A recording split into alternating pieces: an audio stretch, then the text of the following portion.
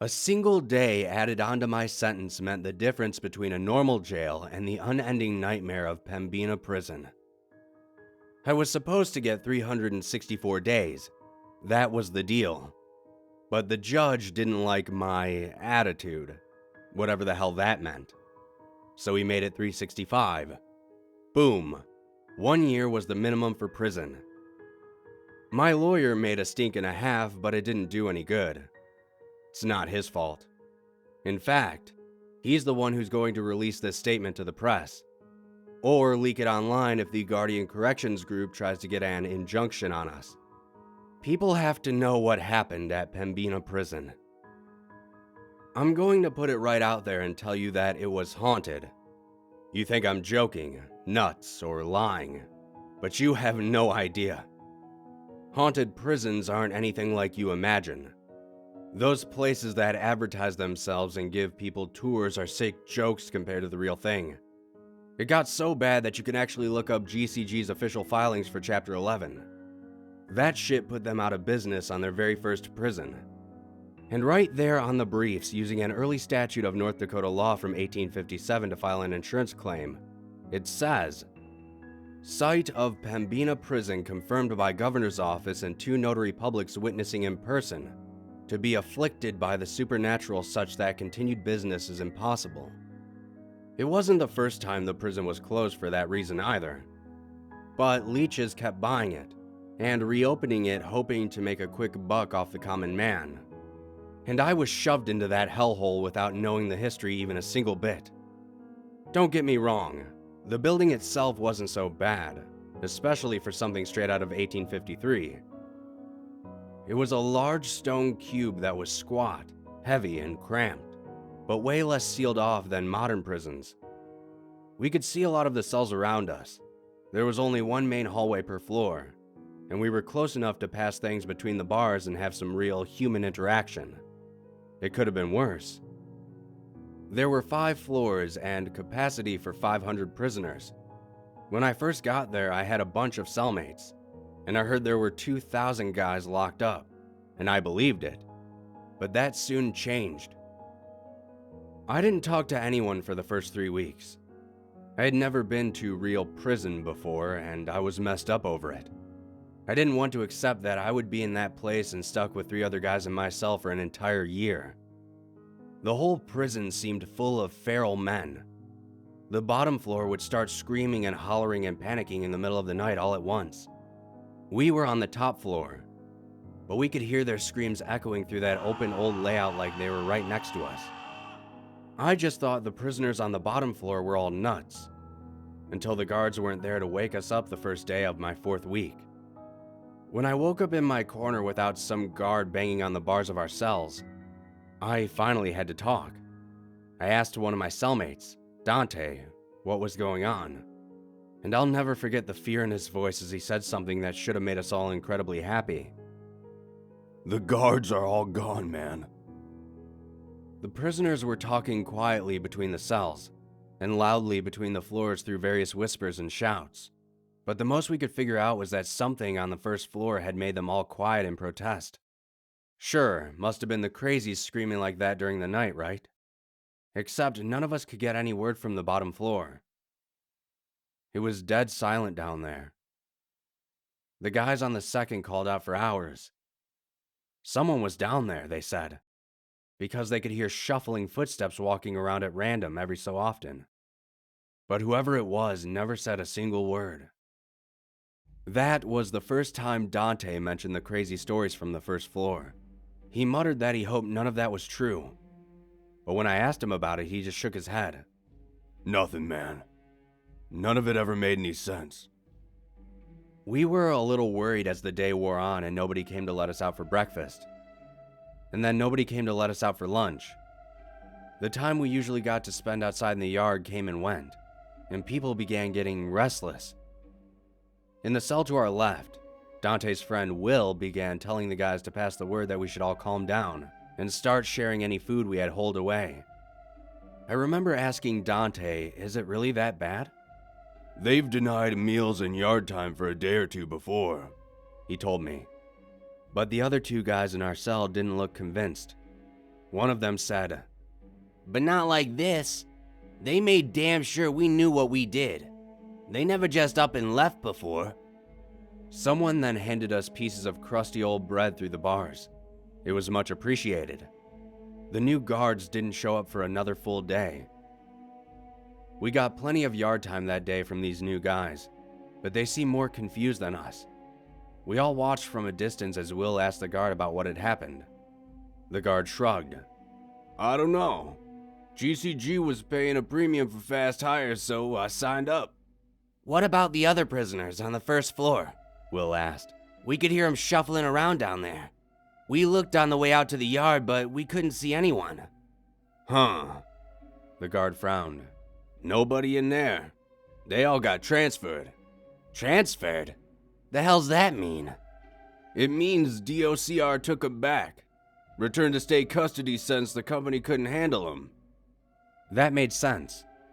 If the floor had been full of nut jobs, then North Dakota's first local private prison company hardly had the experience to handle them. But these new guys didn't even have the skills to handle us. There were half as many guards as before, and they didn't know the routines or who was the dangerous ones among us. As a result, they were distant, scared, and forceful. All except one guy, Kellen. Kellen wasn't the first guard to treat us like human beings, but by then he was the only one around. He traded jokes while in the yard, never hit us, and looked us in the eyes when he talked. He went and found some paperwork to confirm the crazies had actually been transferred, but it took 3 months to get that info out of GCG. By the time he told us he had heard back, we had sort of forgotten the whole thing. 2 nights later, maybe 2 hours past lights out, the guys on the second floor began screaming. Dante leapt up and fell onto one of our cellmates by accident before shouting, "Shit, must be a fire." Other guys in our row began banging on the bars and shouting for the guards, but the uniforms charged past and headed downstairs without talking to us.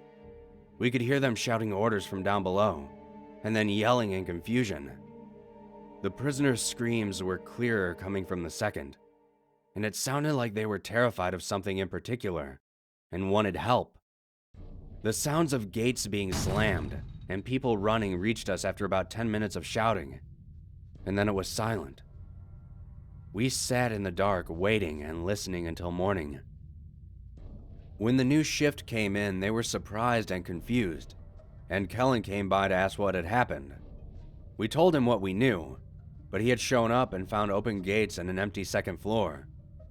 There was no indication what had happened, but he promised to check with corporate and figure out if the absent prisoners had all been rapidly transferred again. Dante gripped the bars and made sure Kellen was looking at him. "Please, find out who the hell is walking around down there at night." Kellen blinked at that. "I mean, I'm the day shift, so I don't know what I could do, but what do you mean?" "The prisoners are gone," Dante told him fiercely but quietly. "But the guys on the third floor said they still hear someone, maybe 2 or 3 someones, shuffling their feet every hour or so until morning." "I guess I could go look right now." Dante reached through the bars and grabbed his uniform, something which usually warranted a beating. "Listen, do not go down there by yourself. Stay in the stairwell unless someone's there with you." Kellen nodded fearfully. It looked like he finally understood how spooked we were. He waved another guard off and Dante let go. But nothing more came of it for a whole season. The night shift had quit, and more guards got hired at an even higher pay. Kellen and another uniform scoped out the first 2 floors, but found nothing. Dante thought it was because they were looking during the day, but he wasn't about to ask our only friend to risk himself. It was maybe 3 months later. Yeah, I was halfway through my sentence, and I had taken up drawing so I had a pen and paper, when we woke up in the middle of the night to everyone on the third floor screaming in absolute panic. This time, we were less scared during the event itself. Will offered a guard racing past $500 from his commissary account if the man would come back and tell him what was going on.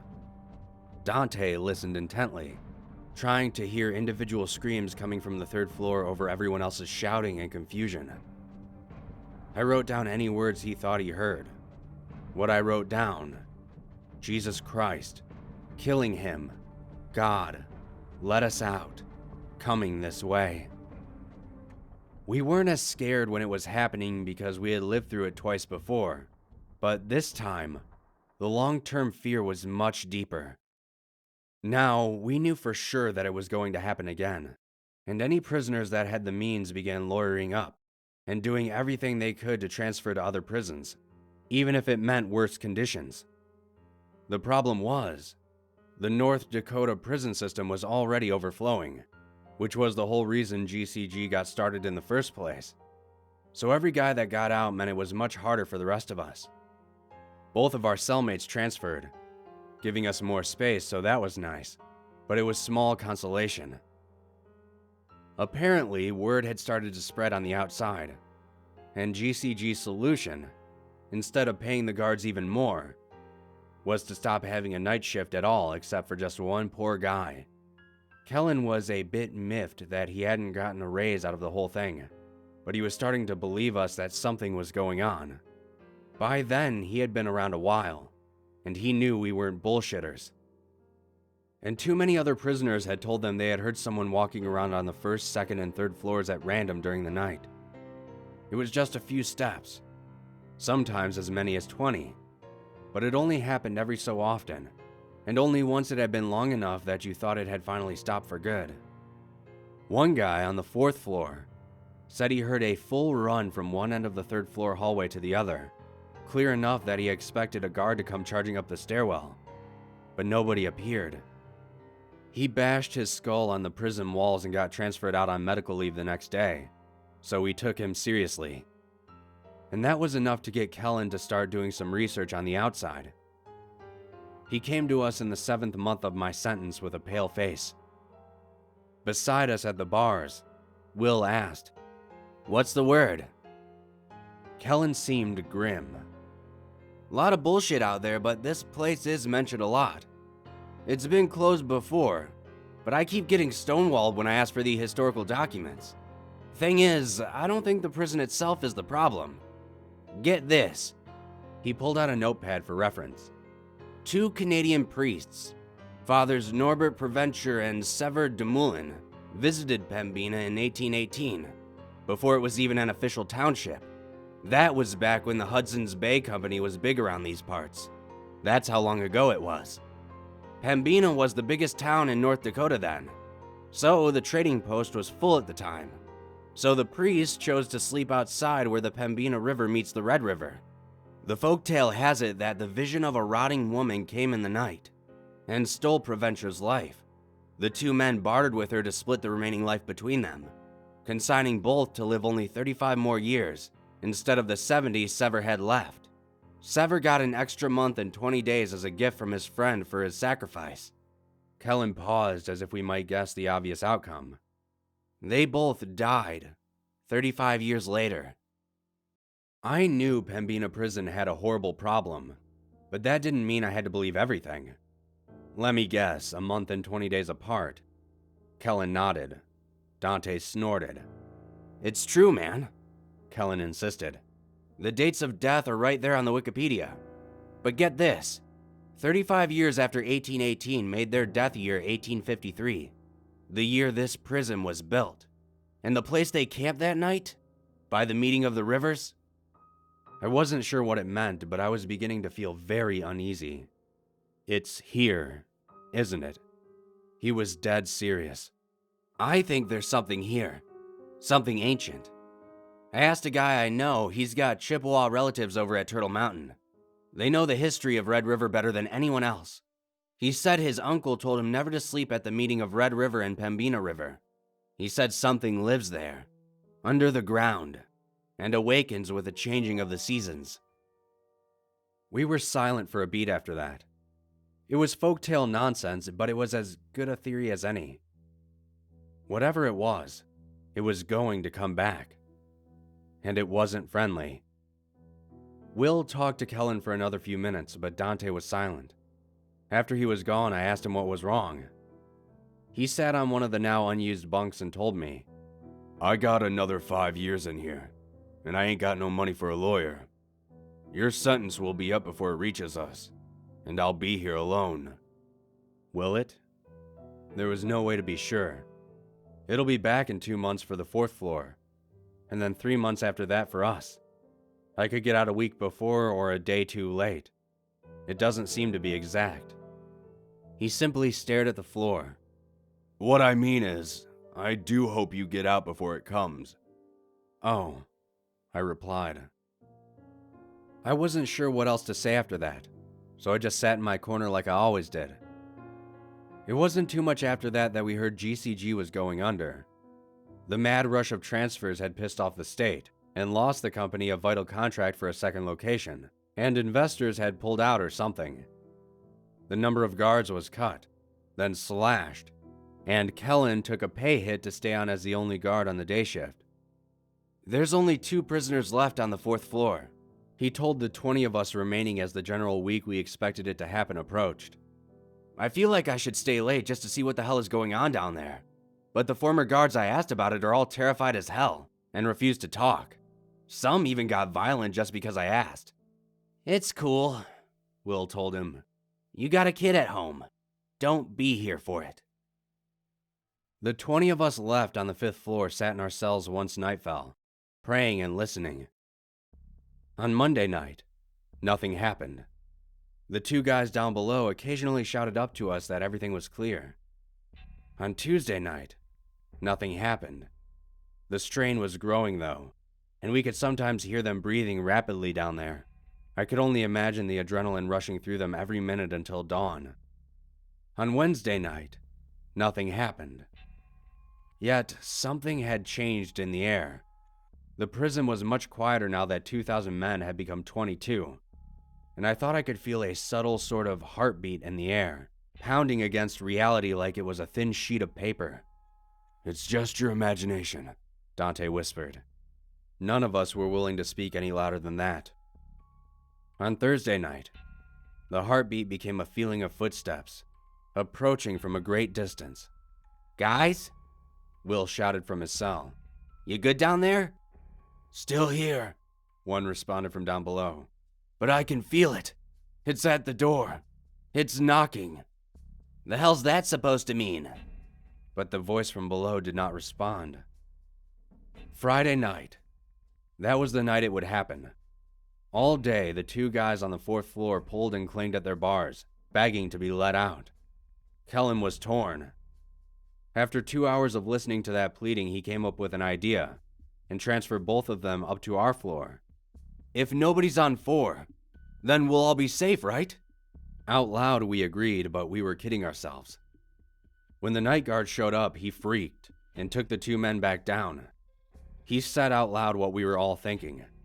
If nobody's on 4, then it'll just come right to 5 and get us all. What the hell was Kellen thinking? We had to listen to hours of sobbing that evening. It was the hardest trial of my life. I wanted to call out to the night guard. I wanted to ask him to get those men out of there. But if I did, I knew whatever was coming would find all of us instead. The moment it happened was like a cold hand on my shoulder. What's going on down there? Dante shouted. The man who is not sobbing called back. It's changing, Will demanded. What's happening? Tell us. It's red. Red? It's red. What's red? Will yelled insistently. God damn it, what's red? We stared down the hallway at the night guard, who stood listening in fear. The screaming began a few seconds later. This time, only 1 floor above, we could clearly hear every word. The sobbing prisoner shrieked. There! It's there! The man who had been communicating with us incoherently began raging with fear against his bars.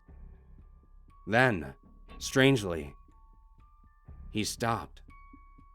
The 20 of us clung to our bars, unable to help, unable to flee. Many of us cried, but we were otherwise silent. For to yell would be to drown out the last words of the men below. But they were eerily quiet for nearly 2 hours. We waited in strange silence as random footsteps traversed the 4th floor every so often. What was happening? For the first time, the victims of whatever was going on down below had chosen to be quiet instead of yelling for help. Why would that make things different? At long last, the sobbing man broke the silence. "Oh my God, it's coming your way!" "Shut up! It'll see you! Distracted!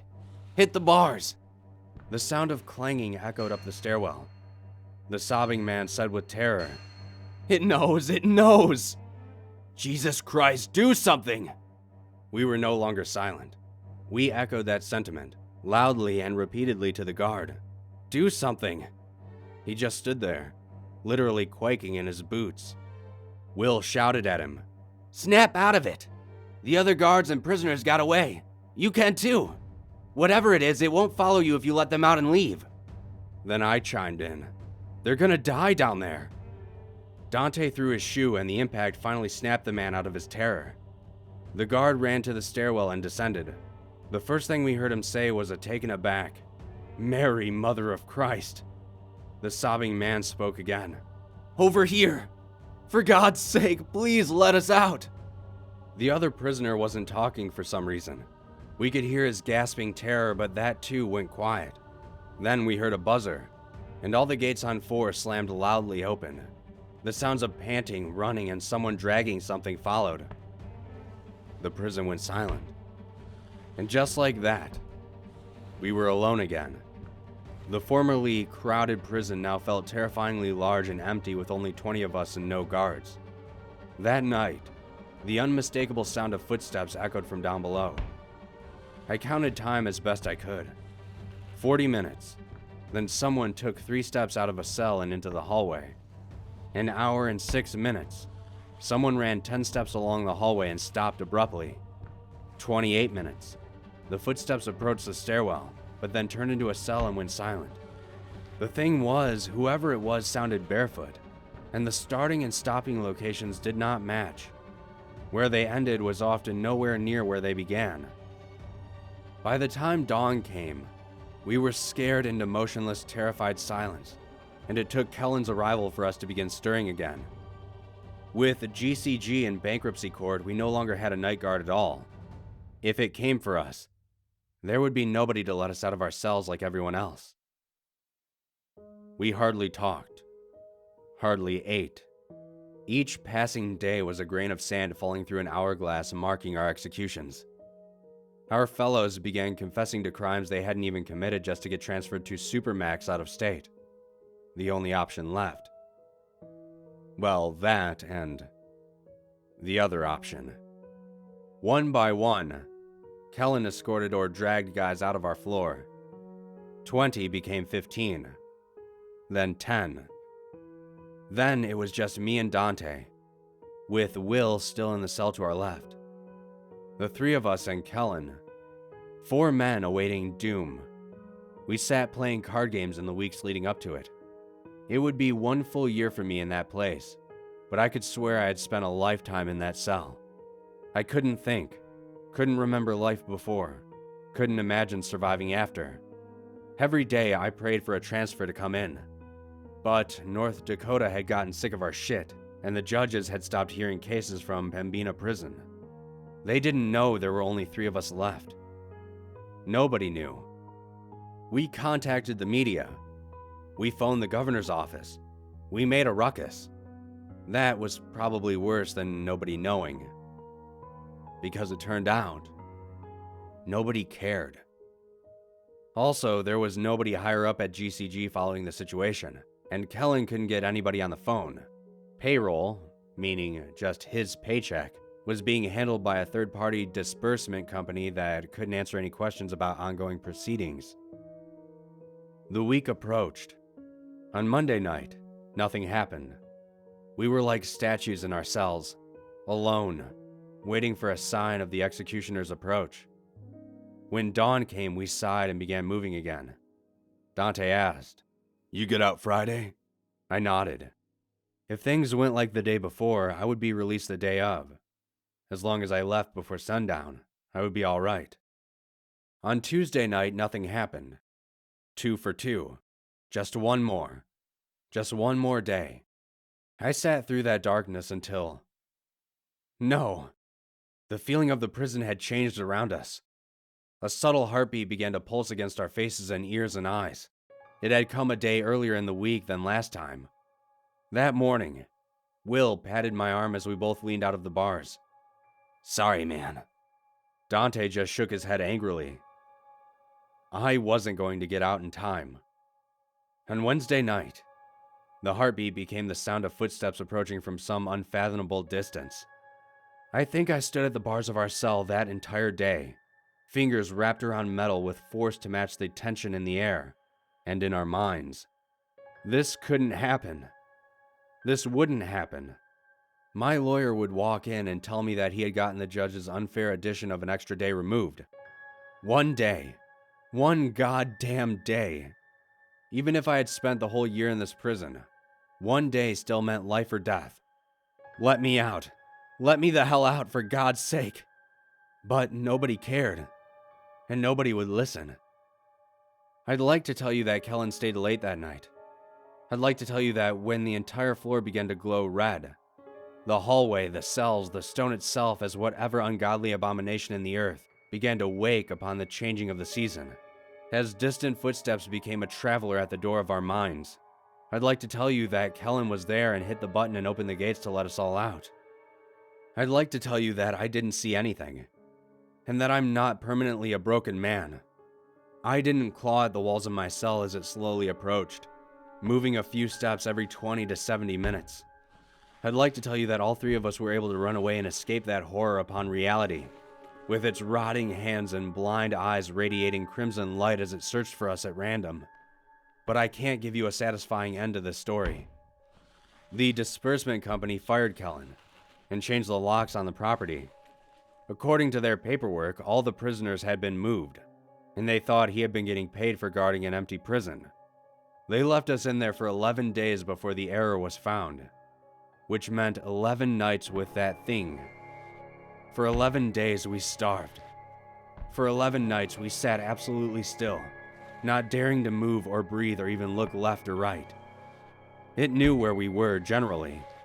It stood right outside of our cells for hours, and sometimes walked right through the bars and grasped at the beds around us, daring us to make even the slightest motion. When you've spent 6 hours staring into the blind crimson eyes of a rotting demon, unable to blink your eyes for fear that it will hear the air your lashes move, when you've seen what it's seen, the worlds it has walked reflected in hellish red, will you understand? But no one cares. I'd like to tell you that I wasn't traumatized by the hell I went through being left to rot, and left to die as nothing more than a number on some corporation's books. But no one cares.